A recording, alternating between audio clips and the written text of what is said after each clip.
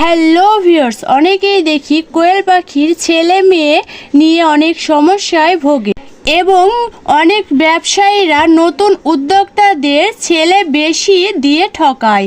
প্রথম দুইটা পাখি ছেলে আর পরের দুইটা মেয়ে। শারীরিক গঠন খেয়াল করলেই বুঝতে পারবেন সব ছেলেদের ঠোঁট বাদামি, বুকের রং আর কানের পাশটা বাদামি খয়েরি বর্ণের হয়ে থাকে।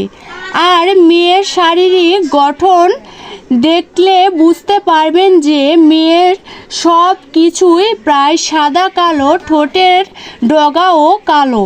কোয়েল সাধারণত ৪৫ থেকে ৫০ দিনের মধ্যে ডিম দেওয়া শুরু করে। স্বাভাবিক অবস্থায় কোনো ব্যয় না ঘটলে নতুন উদ্যোক্তারা অবশ্যই কোয়েল পাখি কিনলে ৩০ দিন বয়সের কিনবেন।